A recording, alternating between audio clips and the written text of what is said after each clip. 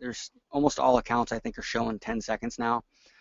Basically, Facebook made a couple changes with video ads where they're now, if you're doing a video view campaign, instead of getting charged after 3 seconds, you're getting charged after 10 seconds. Huge jump. I can't believe they went from 3 to 10. That's pretty cool though. So you're getting a lot higher quality people, and it's, you know, they should cost you less money, and also the retargeting list, the custom audiences that Facebook is creating off of your video viewers. They're going to create 2 audiences, right? And I'll just write them down here in case you don't know this. It works the same as it did before, okay?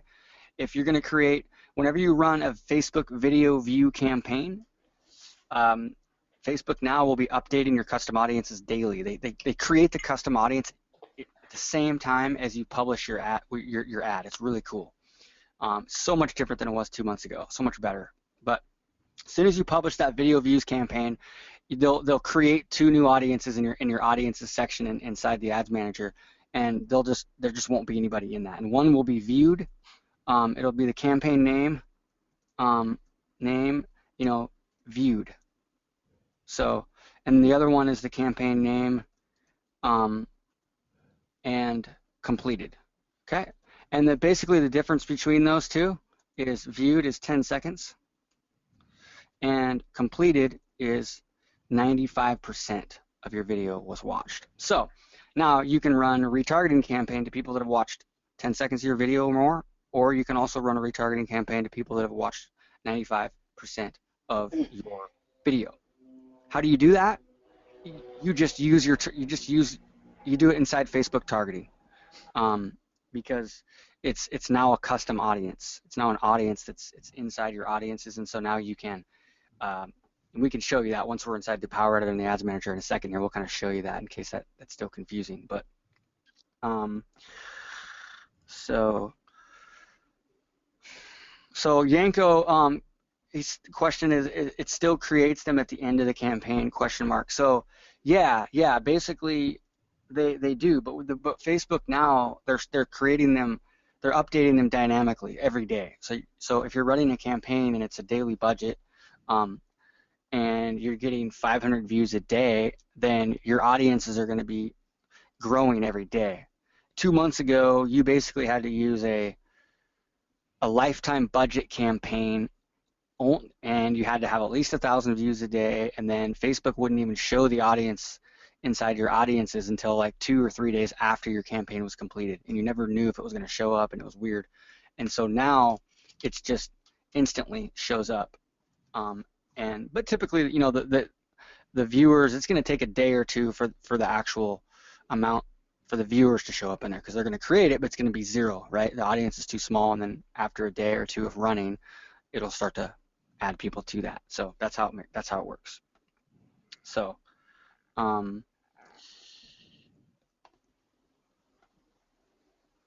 no, you don't need 500 views daily to get to that.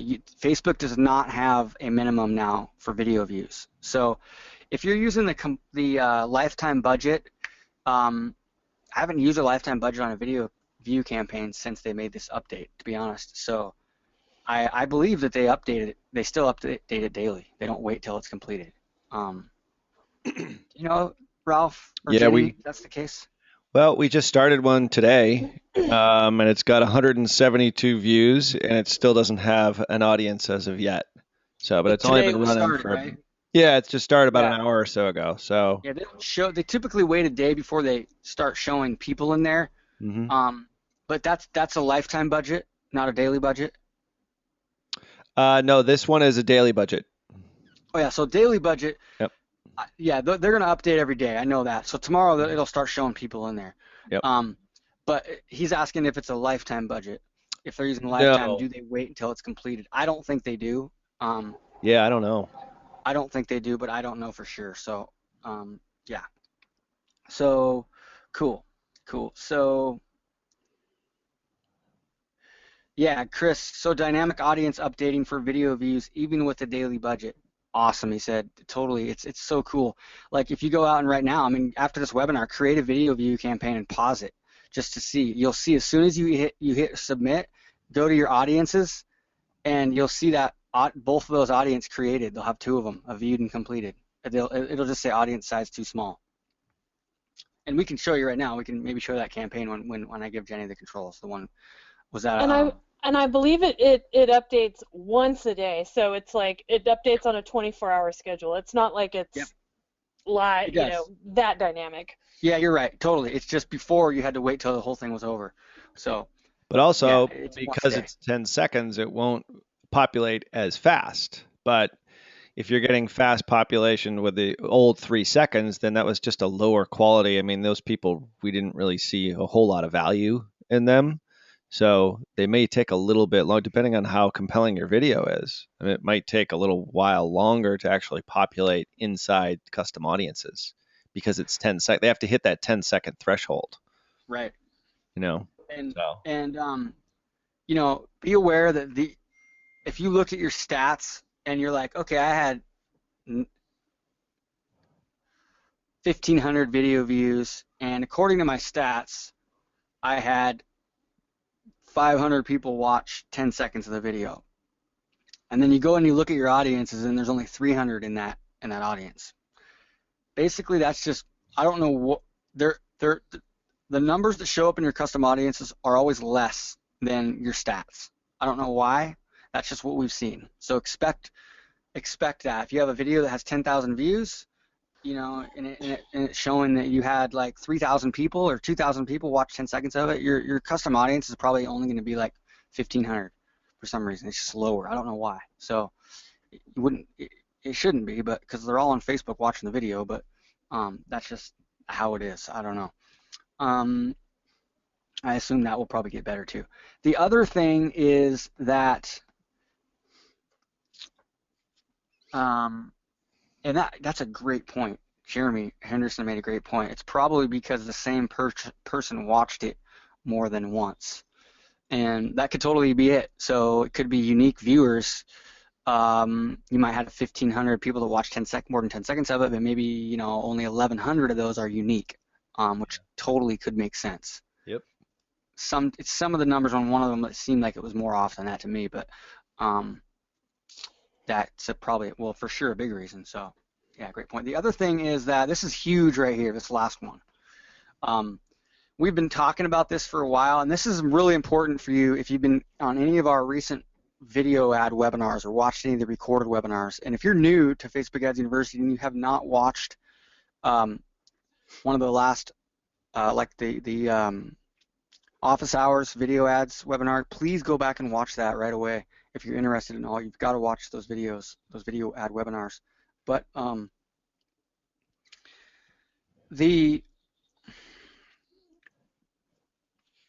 we've talked about a lot is that we've seen better results with mobile, okay?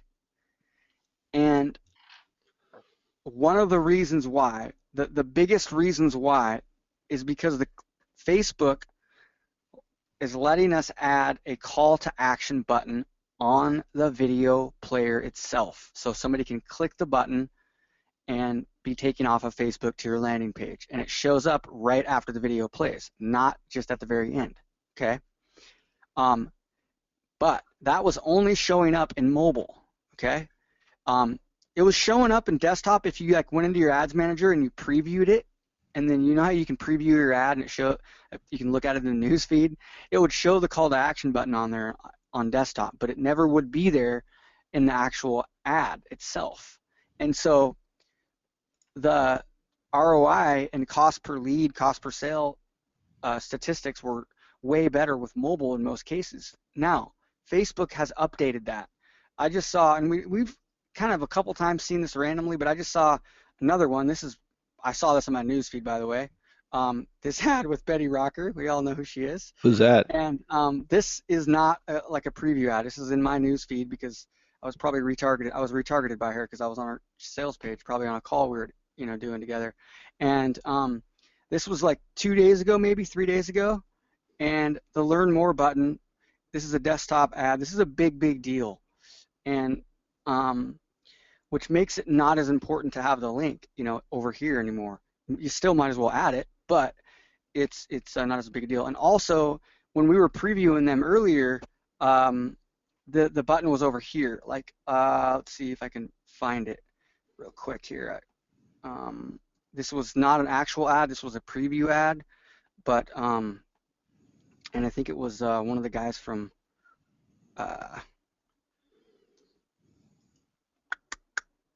Ralph, one of the guys from Australia to do the LifeCore stuff. Oh, LifeCore, yeah. Yep. Yeah. Phil. We saw it once in Australia about Can't find it. about 3 months ago. It appeared on the desktop, and then we never saw it ever again. Yeah, I think Facebook exactly. was testing it. Yeah. But the call to action was on the left side right here. So so you see this ad right here? Oh yeah. Learn more. So you got to be careful if you're going to do video ads and you're going to add like a little arrow, like a digital arrow on your editing. This is a demo. Okay, this is a demo. I did not see this as an ad. This is a demo from our ads manager. The one I saw with Bree, this was an actual ad. So I took a screenshot of it. Right. And awesome. This is an awesome ad, by the way. It's kicking butt. That she made an amazing video for. And so this is game changing, in my opinion, to having this button on the actual video player itself. One of the other reasons why we like mobile with video can be better than desktop, though, is because when they click play, it'll go full screen on mobile, so they don't have any other distractions. So you have to realize that on desktop, they're typically not going to go full screen. They're usually just going to look at it in their news feed. So they still have more distractions, but having the button on there is huge. So we don't have any really data on like comparing not having the button and having the button. We just not yet. And we're not going to split test that either. There's no reason we would ever split test not having the button on there if it's a video we want someone to take a call to action, because it's just it's kind of like not having a button below your opt-in. And so it's something that we're just going to start using, and we know it will work better. But anyways, I don't want to go on too long about that. Let's get into the ads manager and the power editor. So let's see here. A couple questions. Oh, a couple comments though on that. So Chris Rochelu, what's up, dude? I did a speaking in well, I guess it was more of a workshop in Las Vegas a couple weeks ago for the Empower Network, and Chris came up on stage for like an hour with me, the last hour, and did this awesome like panel Q&A, and it was really cool. But Chris, did I just lose his comment? That's weird. It just like disappeared. You gotta click the show answered questions. Oh, did you answer it? Yeah. Okay, my latest video views are getting almost double engagement on desktop than mobile since that change. So I'm going to repeat that. My latest video views are getting almost double the engagement on desktop than mobile since they made that change to add this Learn More button. So, yeah, so anyways, pretty cool. Other than that, that's important. So we'd love to hear about how your video ads are doing for those of you that are doing video ads. So let's see here. Ralph, do you want me to give you the controls to do the ads manager? Is that what we were going to do, or were we? I think we were just going to kind of show people on the Power Editor. I mean, I think a lot of the cool stuff is in the Power Editor, really. I mean, you can still make your ads the same way in the Ads Manager. And as Jenny and I were joking about it before, we really don't use Ads Manager all that much, except in my case, I use it for like campaigns typically. But I just think showing around the Power Editor, I mean, for folks that are maybe not as familiar with it, there's been a lot of changes. I think there's some cool reporting things inside Ads Manager too. I don't know which way you want to show it, but I'll show one thing real quick in here inside Ads Manager. So, okay. Ads Manager, basically, if it doesn't look like this, it will once you click into an ad set or click into a campaign. The one thing that you need to know that I was literally on a coaching call a week ago, and I didn't know where it was. I had to ask somebody. I had no clue. I couldn't find the reporting. I was like, where's the reporting? How do you get to reporting? and it's now you don't before you used to click a little button here that said reporting, and there was another one up here. Now what you do once you're inside a campaign, you just click on performance. It's just right in it's part of the ads manager. So it's like they're making the ads manager like your reporting tool almost, and they want you to use the Power Editor to manage ads, which is what you should do. So yeah. The main thing you're going to look at here is you're going to go to customize columns right here. So when I click on customize columns, this probably looks familiar to any of you if you've been on any recent webinars. But now you can go in here and you can put, let's say I want to track cost of website clicks. Then I'll type in website, and I'll put cost per website click, website clicks. And let's say I want to track cost per lead. I might put, or lead or opt-in. Let's put lead, cost per lead, conversion pixel, and leads conversion pixel. And then maybe I want to do checkout, and I can do the same thing. You get the point. Video views, it's just easier to search. And then you can go down here and you can change the order of these however you want, and then you can hit apply, and then you'll see. And you can you missed it, but in there you can save it as a preset. Yeah, let's do it. Yeah. Okay. So on the lower left corner, you click that little box, save as preset. That? Yep. So if I click on that, I can type a name of this, and I can call it like, video views plus cost per cost per lead, or checkout or something like that. This one I probably wouldn't even save, but you can name them any way you want that. And maybe in a few weeks we'll do a training about, like, I think a great resource for everybody would be a template of maybe the top kind of 6 to 8 presets. So what do you guys think about that, Ralph, Jenny? I think that's a great idea. Yeah, and we'll give you guys the list of the ones you want to select and what you want to name them, because you're going to look at different, video views are going to be a different. If you're running traffic to a blog post, you're looking at different things. If you're running a light campaign, you're doing different things. So it depends on what you're doing, and you want to have these different. A lot of times we'll go in here and do it manually, but so that's get in here and mess around, and you really like that. The other thing is breakdown here. Is if I go here, I can look at placement and device, and age and gender. Okay, these are the big ones here: placement and device, age and gender. And now I can look and see, how things are doing with different placements, like desktop, right column, and then I can look at mobile compared to, newsfeed, right column, mobile compared to desktop, different types of iPhones, iPads, etc., etc. Cool. So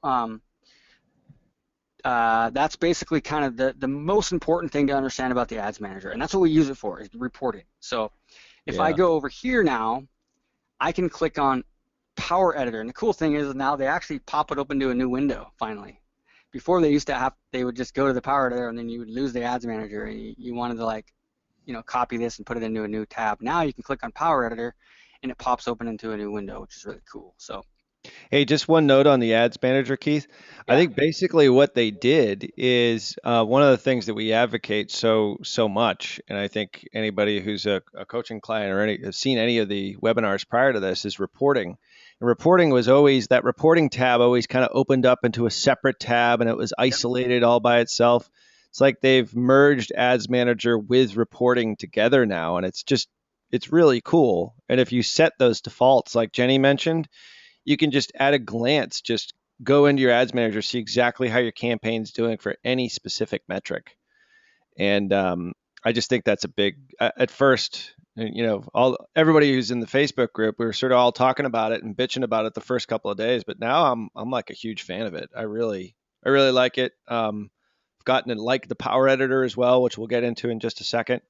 And one thing I just want to mention in here, as far as custom columns goes, one of the things that we always talk about is cost per pixel, which is basically somebody clicking on your ad, clicking to your website, but not a click. There's a difference between a website click and a click.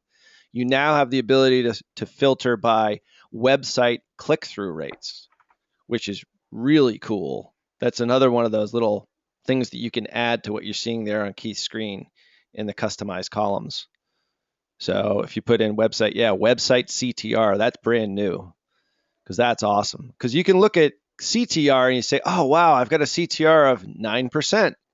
I must be getting, lots of people to my website. Well, your website CTR might be 1%. Those clicks might be, to your page, or there might be a comment, it might be a share, a like, which are all good. But website clicks is really, really important, because then you pixel those people and then you can retarget them, which. Right. Okay, so great point. And there was a question I wanted to ask at the beginning that I didn't, and I'll ask in a second here. But yeah, so when Ralph says cost per pixel, what he really means is cost per website click. Yep.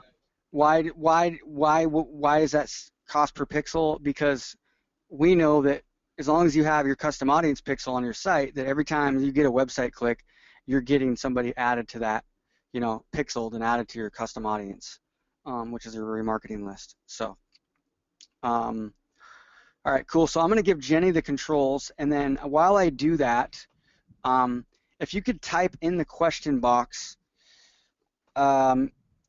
your level of experience with the Power Editor itself. Okay, so just type in never used it, or used it a few times, or use it all the time, basically.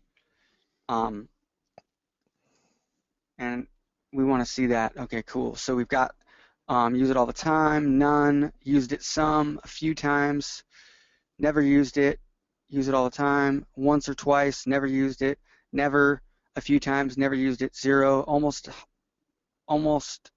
all the time, never use it all the time, never used it in the past. Okay, cool. Some, lots. Okay, so perfect. Never use it all the time, once or twice, never used it, never. So kind of what I figured. Most people have not really had a chance to get around the Power Editor at all, it sounds like, and there's some of you have a lot, and this will actually be helpful for all of you. And then what we'll do is, since they just updated this, we will, right now in Facebook Ads University, we've got an hour. Ralph, is that like an hour and 10-minute video you did on the Power Editor? It's as a module? Yes. It's almost as long as Frank Kern's video. Yep. So we'll cover this. Let's see, it's 1:34 my time right now. Let's definitely make our way around this a little bit, and we'll kind of walk you through the important things inside the Power Editor, what's different from the old one, and then really kind of how to create a campaign, how to organize it, how to title it, and then some of the things like how to duplicate your ads, ad sets, etc., etc. So we're definitely recording this, so we will we'll put the recording up, and this is probably one that you'll want to come back to when you're running things around. So. All right, cool. You want me to get started here? Yeah. What do you think? You want to start out with kind of just. I'm just gonna start from the basic, and then I don't have so I can look at this full screen. If there's any questions that come up, just let me know, and I can just kind of do the rundown. Okay, so basically, real quick, I'm sorry. Most of you probably don't know who Jenny is. She's answered some questions in the Facebook group. Another reason why, if you're not in there and active, you need get in there and ask your questions. And a lot of smart people in there too. But Jenny is an account manager for us, working with a few of our clients. She's also got she's got her own e-commerce business, some other passion projects she's working on and her own clients. She's been running Facebook ads for quite a while, and before working with us. And her previous, I guess, previous lifetime, she was a virologist, right?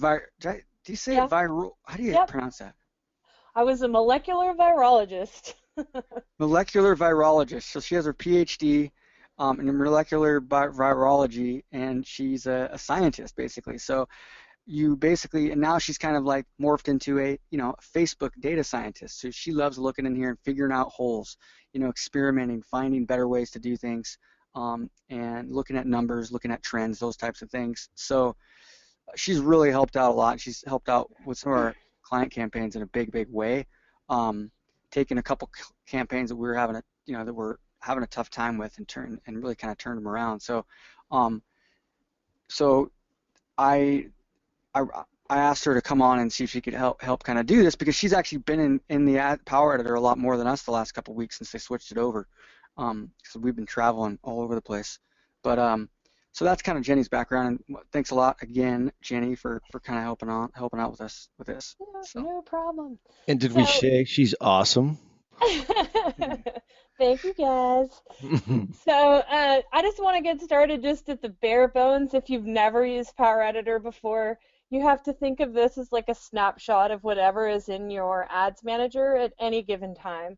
So you can select which account you're going to use, which if most of you have only one account, there'll just be one here. But you'll select your account up here, and you're going to download to Power Editor. Now, if you have any unsaved changes inside the Power Editor, this is going to rewrite everything.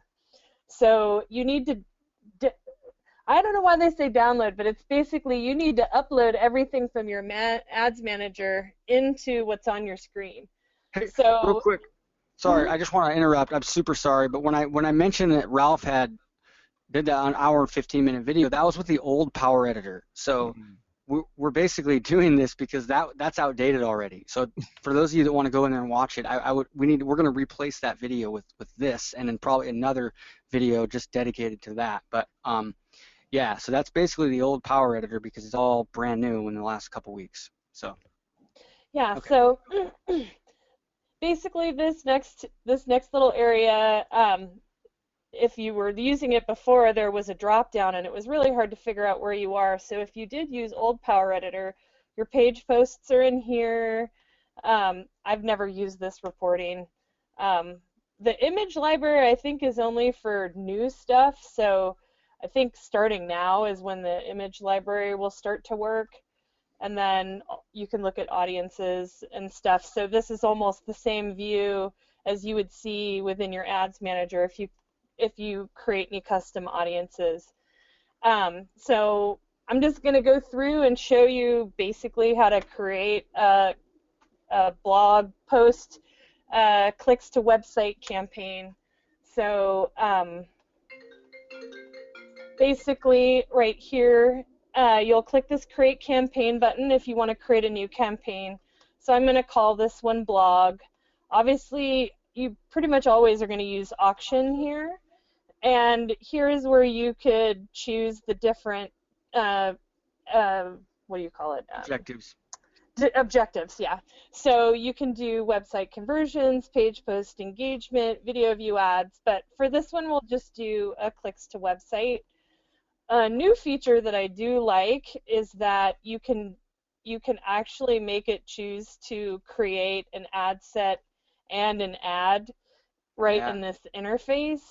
So what I'm just going to do, this is just my naming convention, so you guys can feel free to do whatever, but I always start everything with the name of the campaign. So call it two-step blog post. So that's kind of that blog post that you're going to copy. Okay. So it's the two-step, yeah, that's the title of this blog is a two-step strategy to keep your account safe. So you can, she names it basically, you know, what that thing is, like what is it, a video view, what that post is, what it's promoting. Is it a video about a webinar, is it a video about a thing, is it, you know, so that's the kind of the name of the campaign. Yeah, so then you're just going to go to create, and what's kind of neat is that it does immediately select the one that you just created, which is cool. This is something just brand new. I think this actually started yesterday, at least in my account. When this first rolled out, if you clicked the campaign, it never went anywhere. All you were able to do is edit the campaign name. But now if you click it, it automatically goes in to the ad set. So this here shows the campaign level, this shows the ad set level, and if you click here again, it shows the ad. So you can use this sidebar to toggle between campaigns, ad sets, and ads. And if you're familiar with what it was before, it was all located in this top area. So once you have it, let's say your campaign selected, you can click on that little pencil that's on the side here, and there's nothing to change here, so we can go down a level into the ad set. So ad set is where you're going to do all of your targeting, and so here I'm just going to click on the pencil to set that. So I'm just going to leave the default $10 daily budget. It'll start today. If you want to end a run on a certain day, we can select that.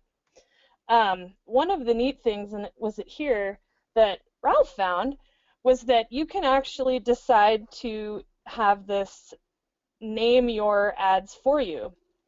So if you click on renaming the ad, you can click on this side, rename using available fields. So for me, the way that I rename is campaign, or no, is it not going to select it? Okay, here. So first thing would be campaign name, and then in the targeting, I would do gender, age, and interests, let's say. And I'm separating each field with a dash here, or you could create that in a different way if you want to. So as I start adding, I believe, we'll see if this works, as I start adding interests to this campaign, I think we should see the name change. I've never used this feature, but it looks pretty cool. It will. Okay, so just really do something super quickly. We just decide that we're going to give this article to people that are 25 and up and that are interested in, let's see, what, internet marketing or something like that, or digital marketing. Digital distribution. Just kidding. All right, so there's digital marketing right there is my interest.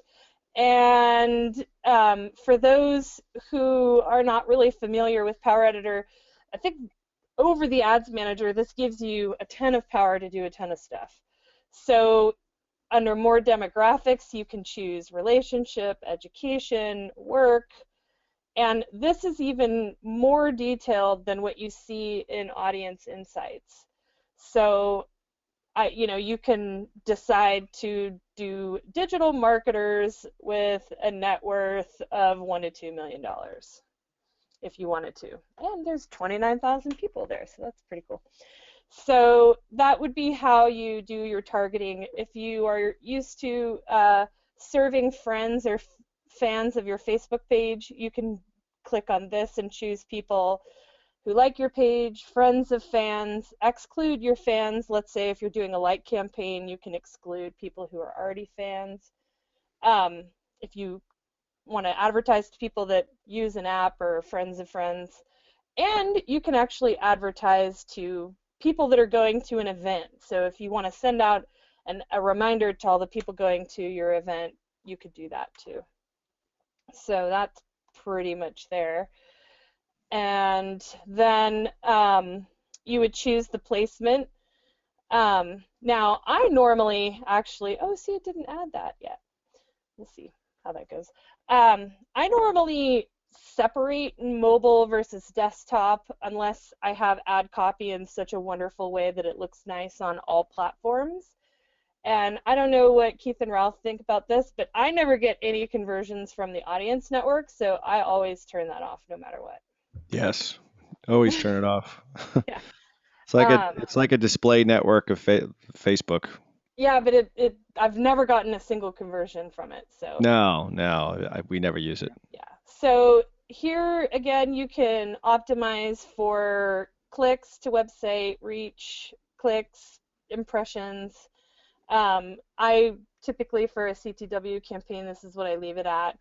And then, if you want to, you can set a manual bid, or you can set get clicks at the best price. I don't like to change from one to the other, so either I leave it at this forever, or I'll start the bidding at like $2 a click, or you may have to do it higher if depending on the field. Internet marketing to people that make over $1 million probably needs to be $10.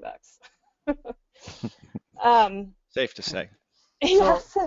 But real quick, back to that, just real quick, because people are probably wondering, what do I bid? You know, like say if there's a rule of thumb that we can give people for bidding. I use $2 to $3 is where I start. Or 2 to 3 times maybe, like with a goal for their cost per whatever they're measuring, cost per click, cost per. And here's a new thing. Let's say I have $15 a click is that I'm willing to spend. What you notice is now there's an error in my budget. You must now spend twice what your bid is in a day in order for your ad to be approved on Facebook. So for this, I would have to then update this to $30, and then the error goes away. So that's a fun new feature that rolled out yesterday. Yeah, there was a question on the Facebook group this morning actually, where somebody was, I forget who it was now, but I answered it because I really didn't have a good answer for it, but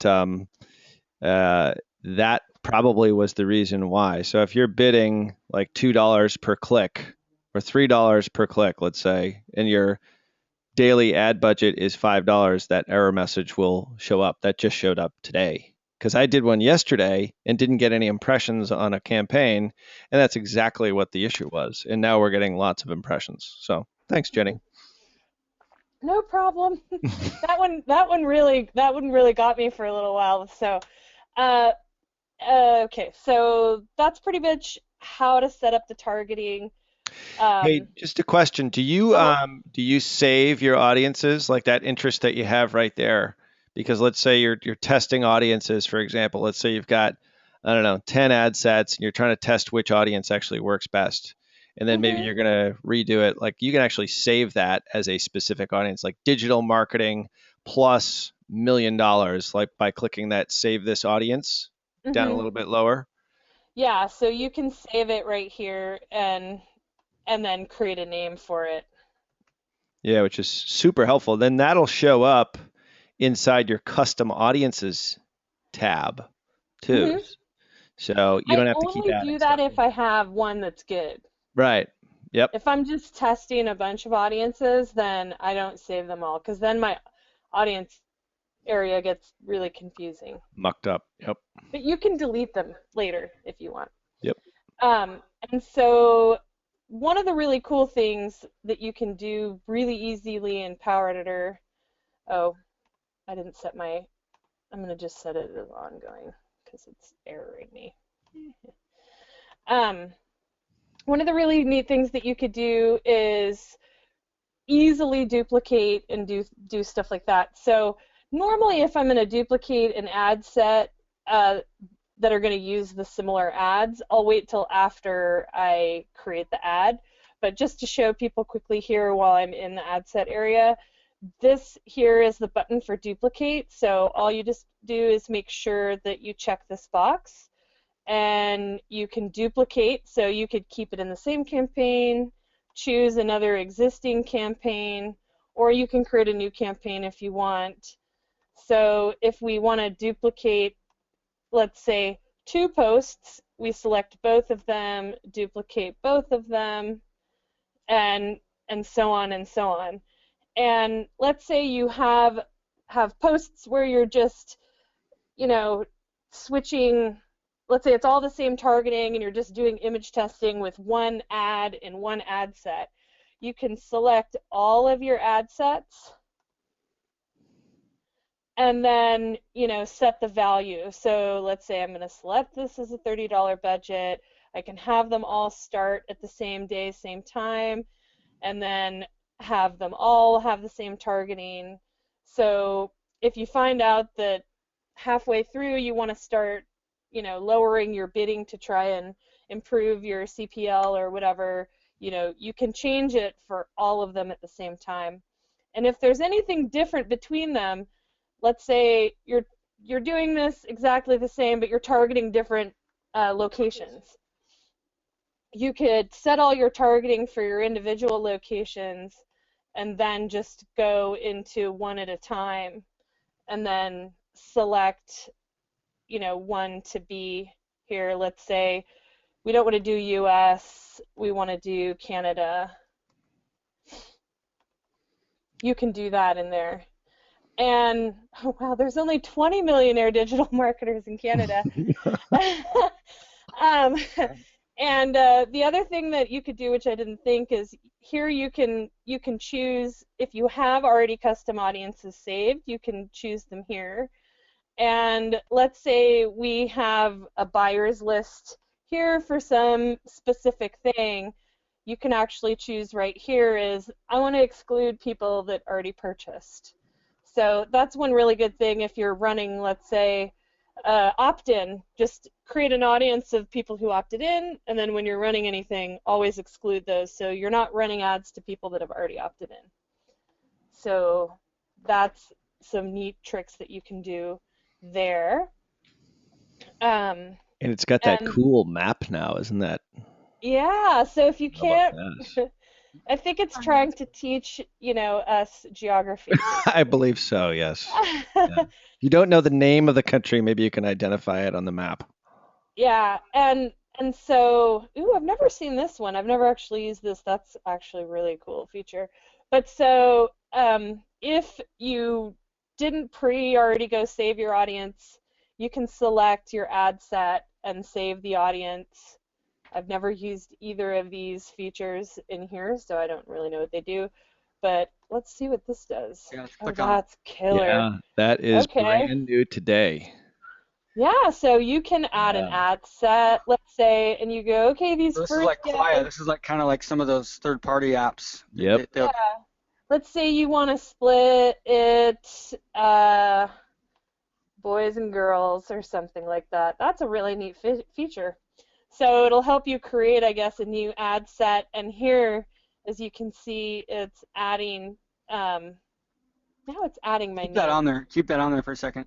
Oh, Go sorry. back to that. So, just for those of you, the best way to do this, if you're going to do something like this, whether you're using this tool or you're doing it the old-fashioned way, is to always start wide. Okay, so if you think your audience, your demographic is maybe 31 to 55, maybe that's what you think they are, but maybe it's okay if you know for a fact the exact audience, then just do 31 to 55. But if you want to start out 25 to 65 or 25 to 60, do that. But the point is you always want to start out wide and keep them all together in one ad set, because Facebook reporting, which we showed you how to get to at the beginning of this webinar, they'll break it down. When you go down and you break it down, and they'll break it down in 10-year increments, and so you can look and see, okay, which one is which, and then you can go in here and you can, boom, and you can switch it up in here if you want, and then you can quickly just separate it using this new tool, and kind of then you can control your bid and your budgets, between 25 to 34, 35 to 44, 45 to 54, and etc. So, but when in doubt, when it comes to like placements, desktop right column or newsfeed right column, mobile desktop, when in doubt, if you don't know, start out together and then look into your reporting, and then you can find out, does desktop suck? Then if it does, you can create a new ad set with just mobile only and desktop separate, and you can separate them out. But that's kind of a rule of thumb. Always start wide and broad, and then go look at your reporting, see how things are going, and then you can start to separate them out as you optimize. Does that make sense? Mm-hmm. Totally. And it's so much easier to do now in Ads Manager. I mean, before you used to have to sort of do it with this convoluted process, opening a new window, and it was never really all integrated into one. Now it's so easy to do, and I think that's a really good point. We were on a coaching call today where they don't know their avatar yet. They're like, it's between 25 and 55, but we don't really know. So they're running a like campaign, and we just broke it down by age and gender, and there was real differences between the ages and gender for their particular like campaign, data that we're going to use when we start doing their lead gen campaign. So this is super important to go wide and then narrow it down afterwards. Yep. Awesome. So next, Yeah, it's just but hold on real quick. So sorry, Okay. it's like Ralph made such a good point there. Like before they made this ads manager update, you would click reporting and it would pop up in a new window and it was super hard to tell Yeah. which ad set, like which creative it was talking about. You had to like always be going back and forth between the tabs because they didn't show that. Now they do. It's so much better now. Yeah. So, Totally. So now I'll do the ad real quick and then we can go from there. So let's say all of these are going to have the same exact ad. We're like, select them all, and then we're going to go into here, and you'll choose your page that you you want. uncheck that.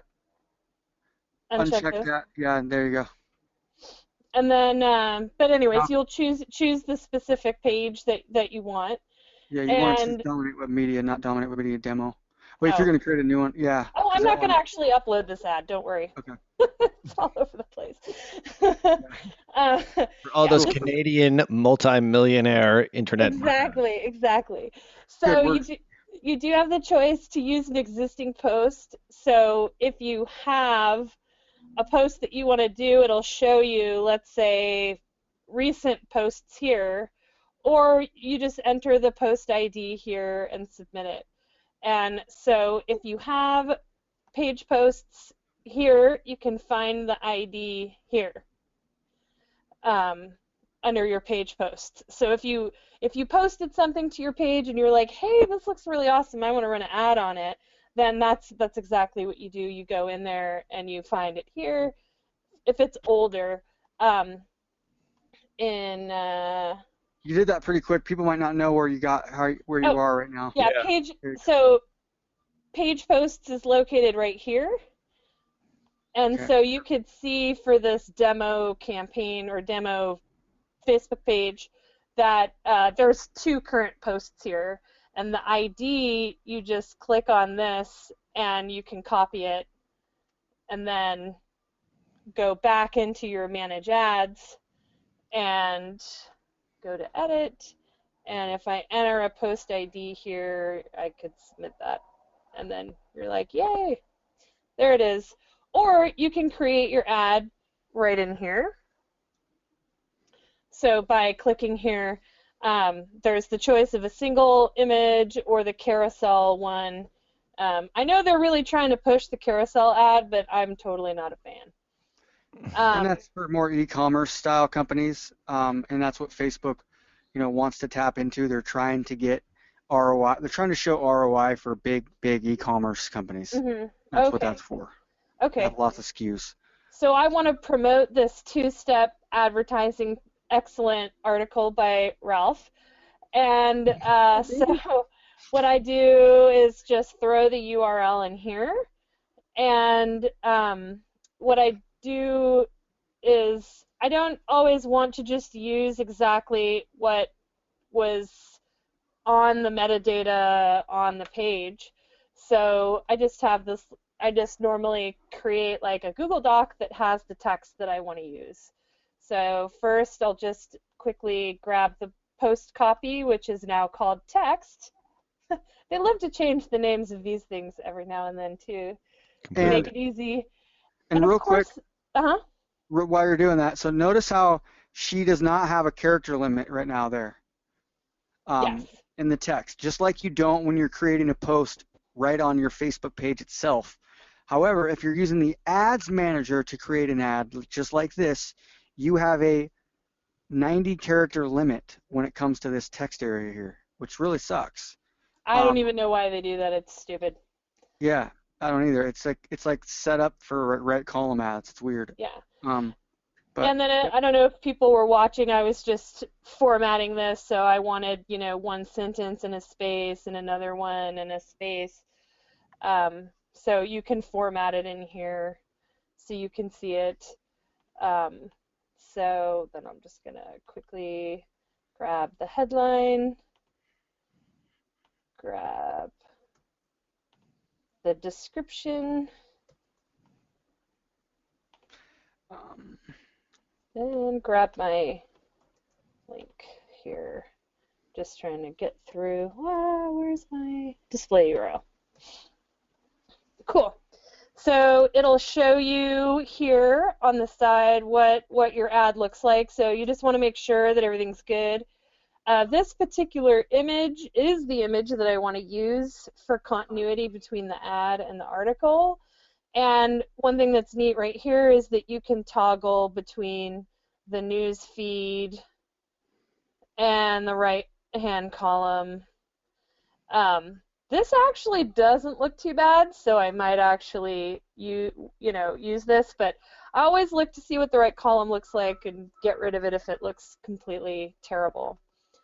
Like So the words are all cut off or it doesn't make any sense. yeah, exactly. Yeah. So anytime I have text in an image, I always use Facebook's handy little tool, the text overlay thing, and I can put, if people want this link, I can put it in the thing when I'm done.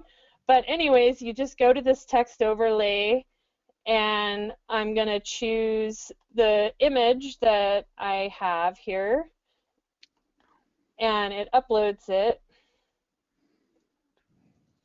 Quickly, not that quickly, come on. And it gives you boxes.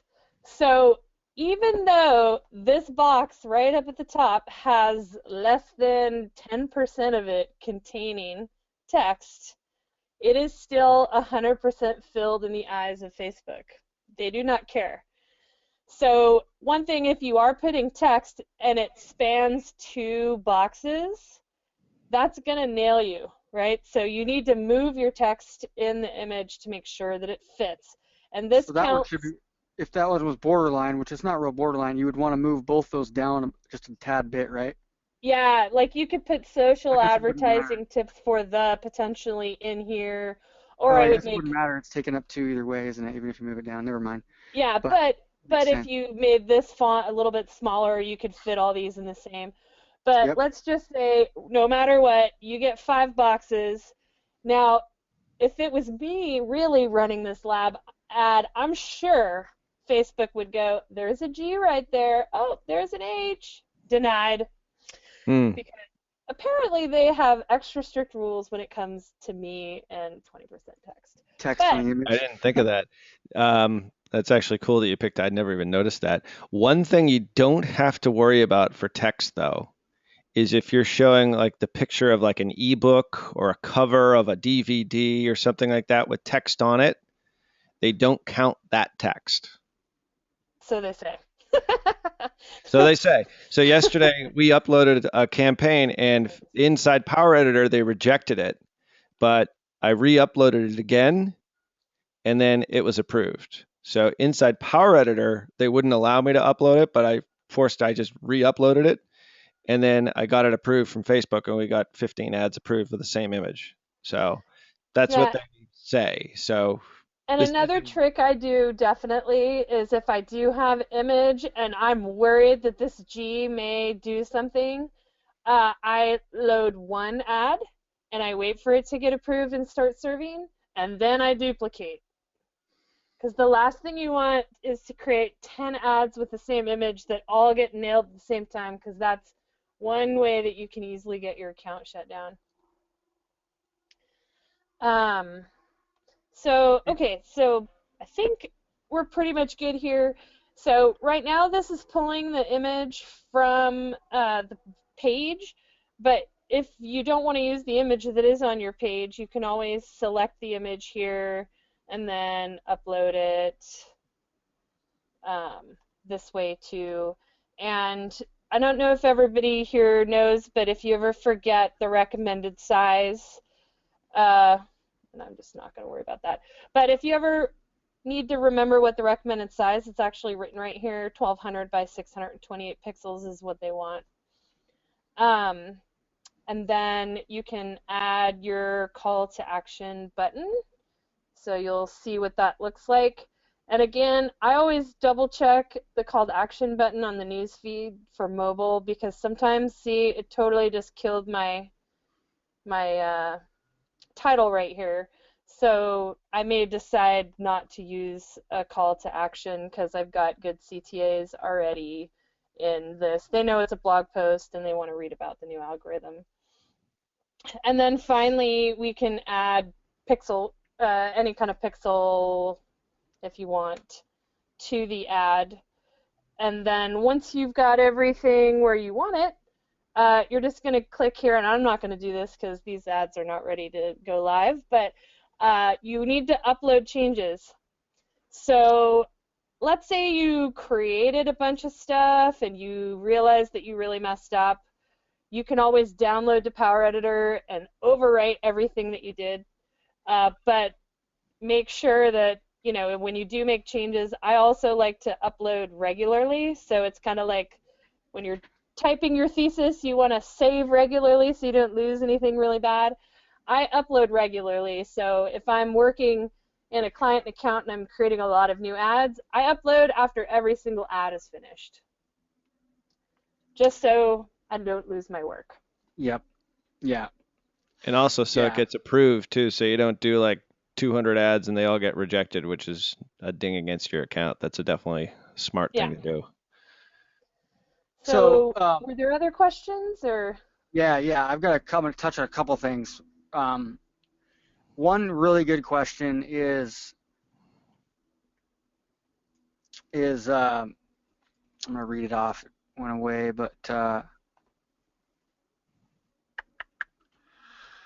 I can't find it now. But basically, her question was, it seems like it's a lot easier, you know, and faster to just go use the boost post option. How come you're not, you know, just go in there and doing that? And so the reason why we're doing this webinar today is it's an update webinar on a lot of changes that Facebook has recently made with their platform.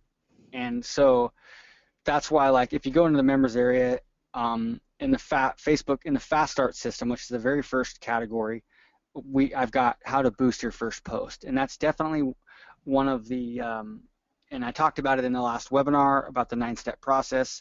We like to go in there, and yes, if you have a post that you're okay with putting on your Facebook page, I like to boost it first right off the bat, get it approved. We know that a lot of work that we're going to do in the Power Editor now is not going to be for nothing. So boosting a post, I think, is something that you want to do whenever you are creating a post that you're going to put on your Facebook page. Sometimes you'll run an ad in here in the Power Editor that won't even actually show on your Facebook page because you don't want your fans seeing that. Maybe it's something that you don't want to keep letting your fans see. But the point is if it is, yes, use the boost post option. It's the easiest way, it's the fastest way to get momentum, to get stuff up and running with Facebook. However, the boosting a post is super limited to what you can do compared to the Power Editor. I mean, there's really no comparison. So go ahead and go back to ad set and click on targeting in this ad set that you're working on here, and edit the targeting, and I can kind of show you what I mean. So there's a lot of people on this call that are new, and what I recommend you doing is going back and watching the 9-step video, and then going to the Facebook Fast Start you want me to go to edit audience? Yeah, and so notice how we talked about lookalike audiences, those custom audiences, lookalike audiences. We can't do any of that stuff with boosted posts. You have to use the Power Editor or the Ads Manager to be able to. And can you even get this type of? I don't think you can get the enhanced, more demographics in boost. It's only basic interest targeting, which is down there. You know, digital marketing, Ryan Dice, Tony Robbins, tennis, whatever, interest targeting you can use inside Boost Post. If you want to target people based on their income, the cars they drive, the way they shop, if you want to target people that look like your customers or leads, you want to exclude people that have opted in, you can't do any of that with the boosted post. So the boosted post is something you want to use to get quick results, get stuff up and running, get your ad approved, but if you really want to dial in Facebook ads and scale out your business, you've got to learn how to use the Power Editor. And you can edit a boost post in Power Editor after you boost it. Exactly. And so one way we can show you how to do that actually, because the 9-step ad is a post that I did that originally was, well, even. You want me to go into here? Even that one. So go to create a new campaign. Go ahead and in here. Let's create another campaign so people can kind of just see how we do this. All right. So, and here's an important thing with this new Power Editor is that it selects things for you. So if you want to come back here, and now all I see is my one campaign, I'm gonna unclick this here. So like I can click apply to only look at the campaign, but if I want to go back and see everything again, you're gonna click that so it opens it up. Okay. I'm gonna ding, ding, ding, ding, ding. Everybody, if you got distracted for a second, okay, go back to the screen. I'm gonna have you show that one more time because that thing right there, like that's gotten us hung up, clients hung up. You just did. You can kind of show that one more time. This is really important. Yeah. So if you want to, the newest feature is that you can click in to select the campaign and it selects the ad sets, right? But if you want to go back here and you want to see all your campaigns, you have to click this X to get rid of it. So the other way that you could do this is just you click the one campaign that you're working on and you click apply. Now it goes into here. Let's say you see all your ad sets, but I only want to work on this one. I can click apply. Well, it only does it for uploaded ones. It will automatically show all your not uploaded ones. I forgot about that. But so keep in mind when you go back and you're like, wait a second, everything's not there, you just unclick these, get rid of so it's filtering this whole huge list. Yep. Cool. Perfect. Okay. Thanks. Let's do an ad where we're gonna we kind of did that a little bit already, but let's say we want to do a website conversions campaign. No, actually, let's say we want to do a video views campaign, and it's of a post that I've already got on my Facebook page. So let's do that. Okay. And do you want to do it through the page or through Power? Yeah, I want to select a post that I've already got on my page, a video that I've posted on my page previously. Okay. So we're gonna we'll make a new video view campaign to the 9-step webinar I did recently, and so the ad set though, if we can talk a little bit about how we name the ad set, and maybe Ralph, we can show that what we were talking about earlier on this when we do this second demo. Yeah, mine wasn't live updating as well as yours was earlier. Oh, okay. Do you want to switch to Ralph view or? Oh, I see what you're saying.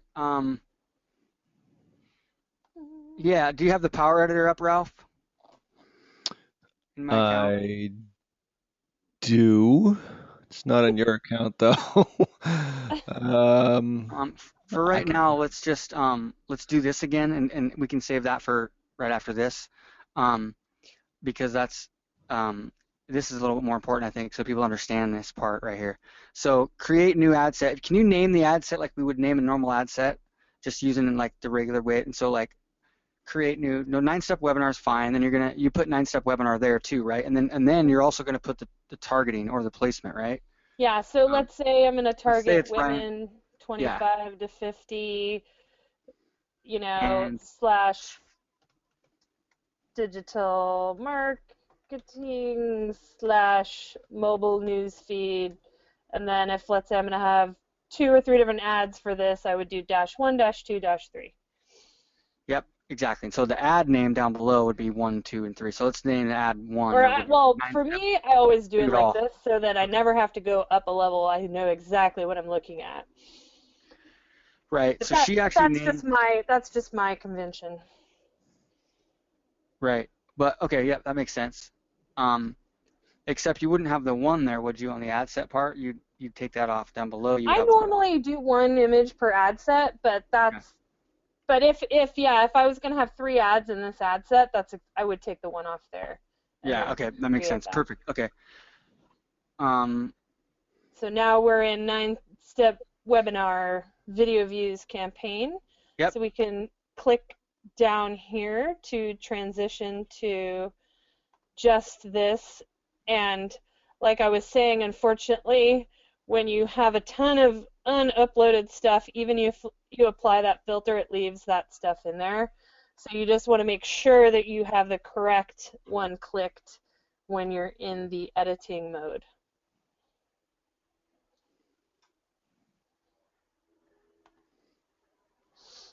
And what's my next step, Keith? I can't hear you now.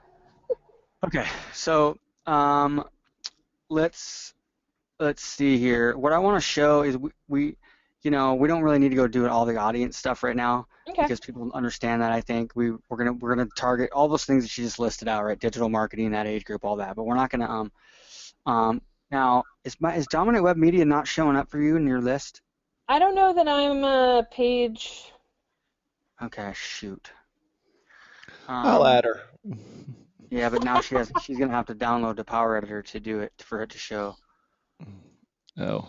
I thought she was added. Okay, maybe not. What's that? What the heck? What are we doing here?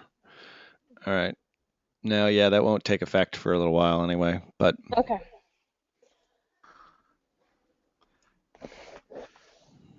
So that might have to get done later. Yeah, it's okay. So why don't you select a different there page? Is a video in this demo. Video. Is there? Oh yeah, okay, that's fine. No, well, don't use those. These aren't actually posts. These are uploaded. Yeah, you're gonna use existing posts. So you're gonna in theory, you've already posted the go ahead and do that one. And there it is. I was just testing the ad copy one to see. This is before we could do all the preview stuff. But let's say that's already posted, and on your page, so you just select previous post, and now what happened is if you originally created your post on your page and then boosted it, Facebook will create a campaign and they'll use the objective page post engagement as the objective for that ad. But if you want to go in and you want to create new campaigns using video views, or if you want to use website conversions as the objective, you can use any objective you want. You just have to use existing post. Does that make sense? Hopefully that makes sense. It can be confusing, but yeah, here is the key if you do a video views campaign, is that you always want to click this box, which it comes, I think, default clicked, but this is so that it creates those retargeting audiences for people that view your videos. Look at that. They haven't even updated that information box yet. Yeah. They're too busy screwing out with everything else. So true. There's a new feature every day. Yeah. Yes. Keeps us busy. But I guess if you do go into create ad, the one thing that you'll notice is there is no headline, there is no description like there would be normally when you do a create ad post. All there is text and select video and select call to action. And I do believe if you do a boost post kind of thing, you can't add a call to action. And that's the one thing that you may not want to use an already created post, because you cannot edit a video once it's created. Right. So if you see here, I have no option to put a call to action here. But you can do it when you create it on your page. Oh, so you can add the okay. Yeah. So if you didn't add a call to action, you cannot add it later to an existing post. So even if you've created the post already on your page, and you forgot to do a call to action or whatever, you can add it here. And I believe when you do like a learn more, it opens now that you can have a website URL and a display URL. And so that a URL isn't even an option in video views unless you have a call to action. Right. Okay, let's go. Actually, we had a question a bit ago. Go back to the one you created a minute ago. And somebody was asking about the display URL. How come you didn't put the URL in there and you put the Dominate Web Media? Let's cover that a little bit too. Oh, okay. Well, I think the easiest way to talk about it is this. So this is what the post actually looks like in a news feed. And this is actually the real post that I copied. I did mine differently. I did dominate space web space media. Sometimes what I do is download by January, 1st Yep. or whatever. I'll put all kinds of stuff here because it doesn't actually have to be a URL. So I normally put like what my catchphrase is or something. So when you look, Hashtag, you can put like a hashtag something. yeah, Bree does so that, I think, on her stuff. I'm not sure if that's where I think like go back to the where there you go. No, so well, I people was can gonna see it. say, so you see mine, it says dominate web media. Now here's one of these cool little tricks I learned. Like, so this helps your branding in the right hand column because it tells you they would have no idea who this comes from because in desktop it shows you it's dominate web media. In right hand column it doesn't tell you who you are. So Yep. this is also for branding there. Or what I did, I had So like and had go a back to that where you did it at, where it says display URL. So yeah, it's people, right you here. don't have to put a URL in there. Like it won't error Mm-mm. out if you just put whatever you want in there. That's the But whole point. but Yeah. let's say you're creating a right-hand column, and let's say this is an event. You could write, you know, like register by, or register for Dominate Web Media. Ah, That's a hard one I'm to not type. used to this keyboard. So register for Dominate Web Media, and then you'd say registration closes August 13, right? So now you're looking at this. So if you're right hand, you're like, oh, let's register for this. It closes here. Maybe it doesn't look quite so good here, but it's a way of adding additional information. But typically I always just brand it. So I would just put this in there. So you're branding it your thing because you don't have the luxury of having your icon on there to say where the ad's coming from. Cool, cool. And so there's a thread talking about Canva, the tool, and Bree suggested from the Betty Rocker in the chat to use Canva to create images. And um, so somebody asked, what can you use Canva for? Well, you can use Canva for anything, and we've got trainings inside Facebook Ads University on how to use it. But Canva.com is a free tool, and it's our favorite tool for creating images for any ad, any platform, Facebook, Twitter, a banner for your website, anything. Canva is money for. So it's great for adding overlay text onto and stuff like that. So that's what Canva's for. And it automatically sizes it perfectly. If you pick Facebook ad in Canva, you'll see it. It's like so incredibly easy to use. Plus, there's a tutorial inside Facebook Ads University. Like that image right there was made in Canva. So in like 3 seconds flat. But I uploaded it into Graph Search just to make Graph Search, the text thing, just to make sure it met with the requirements and everything else. But yeah, I think that's like a stock photo inside Canva. So it's Cool. way cool tool. Okay, so Chris has a question. It says, so you don't put the URL in the blog post copy above the creative anymore, question mark, or is that only for video ads now? Is it too redundant? Well, I've done a little bit of testing, so I use Google Analytics for basically everything, and I'll create separate ETM codes for every placement of URL that I have on there. And I don't personally do it because every time I've tested it, nobody clicks that link. So that's my personal, but I think, creating more places for people to click is always a good thing. So Yep. I don't like the way they look with the link on it, but show what you're talking about. It might be confusing for some people.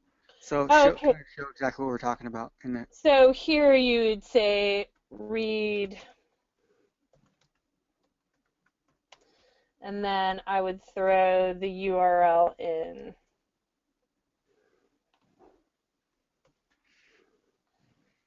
So that there's a place for them to look and read, click here or whatever. I don't use those but that's just because in my practice I've never seen them actually be very useful. So I feel a little bit like, especially, I don't know if people notice this, but we actually wrote the ... suspense thing in the post text. So I think adding a link kind of totally kills the suspense. The effect. Yeah, I talked to a digital marketer, did a test on that too. And they've yet to show me the results, but Molly told me, she said they split tested with URL in the post copy, now text, used to be post copy, and without it. And the click-through rates were higher without it. But I don't think I've seen any testing really there. I do think if you have a compelling enough copy, basically everything in that ad right there is pretty much clickable, with the exception of the top, which takes you to the page. But register for Dominate Web Media, that headline is actually clickable in the newsfeed, as is the image. So it's like they know what's going on. So they can just click anything. Yeah. So, but it's totally, I mean, some people, I know, Keith, you use URLs all the time. I prefer not to. It's like, I think it's total just preference of how it looks. But for video ads, like for video view ads, we put the URL in the post copy, as well as obviously with the button now with the call to action. But the thing is first of all, this is good because when you're using trackable URLs, when you have UTMs at the end of your URL and you have a really long, ugly URL, if you're going to have your URL in the post copy itself, you got to create a redirect so you'll have like a shorter branded link that doesn't look like a super long, ugly link. Yep. So if, you know, the less we have to put the URL in the post, the better, right? It makes it easier for us to create ads. We don't have to create a redirect, just one more step. And we've seen it basically, especially with this type of ad you're looking at here, it's not as important. With video ads, it has been important, but now as they're adding the call to action button on the video for mobile and desktop, it's going to make it less important to put the link in the post.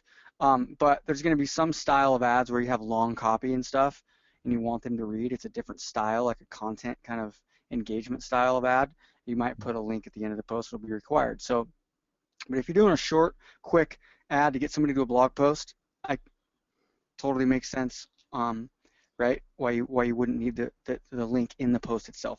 So. Well, and consider this: if you create a page post on your page, and you're in your page itself, which I don't know that I have the page here that I can actually show you.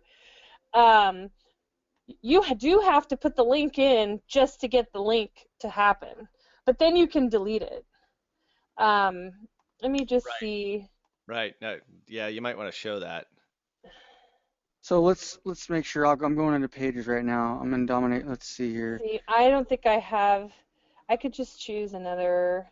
Jenny, you're an admin on it. So if you go to Facebook, just open up a new tab and go to Facebook itself. Don't use the ads. Don't use the. Sorry. Facebook in the address bar.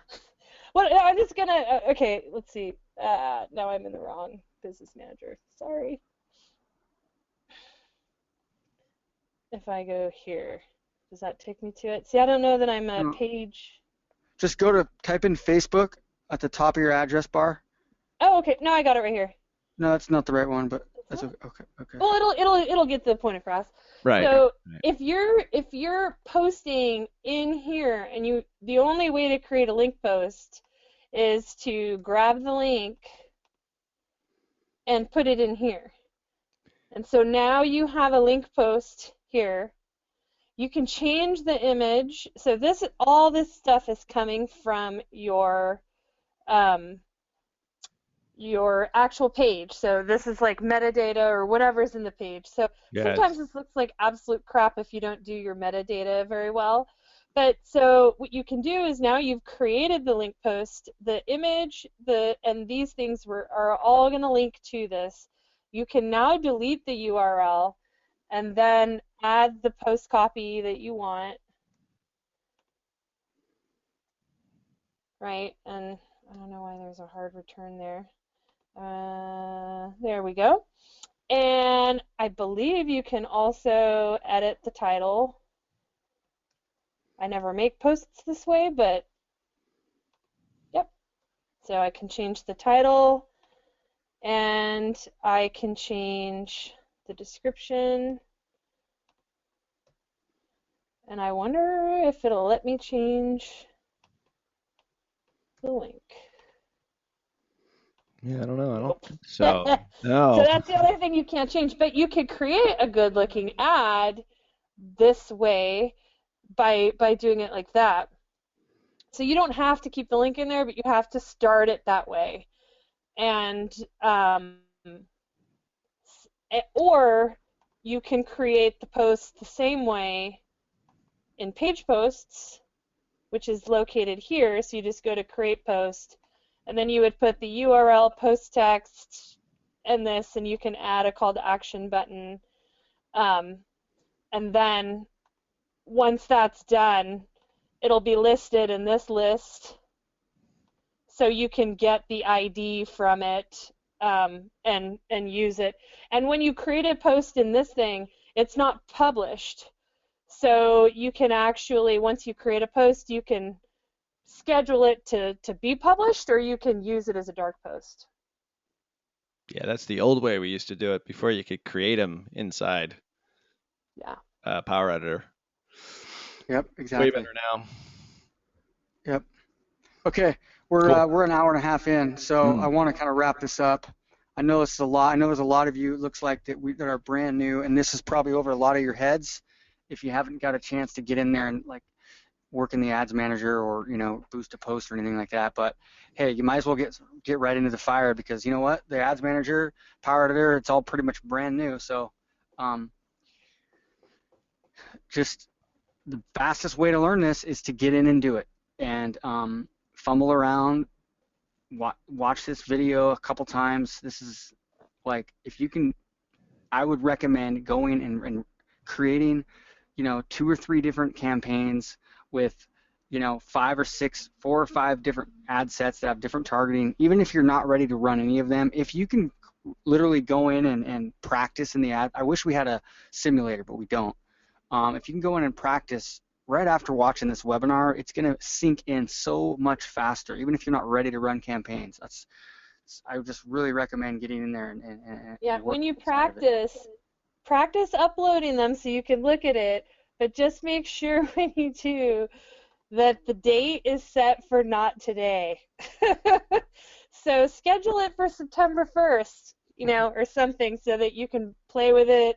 Because then once you upload it, you can go into the ads manager and see it and play with it and do stuff without spending a lot of money. And then just make sure before September 1st you delete them all. Exactly. So, all right, cool. So we'll be rolling out some more trainings. I've also got a really good idea that I'm going to be rolling out that I'm super excited about. We're going to do a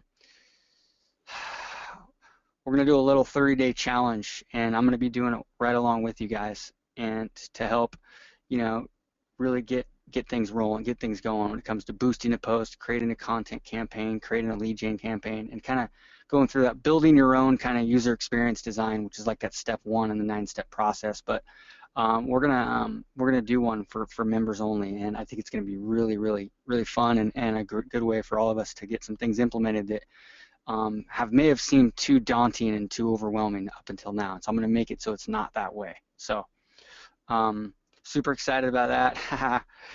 Betty Rocker loves that. So she's the queen of challenges. She's built her entire business around doing awesome challenges. So she knows it works, and that's where I got one of the original inspiration from, just seeing it work so well in her business. So we're going to do it, and not only for a teaching. It's also for me too, for us. There's some other stuff that we want to get implemented that we've been putting off that we want to kind of do right alongside with you. So stay tuned for that, and bring your questions to the group. Sweet, Chris is in. We got a few people. It sounds like they're already down for it. So cool.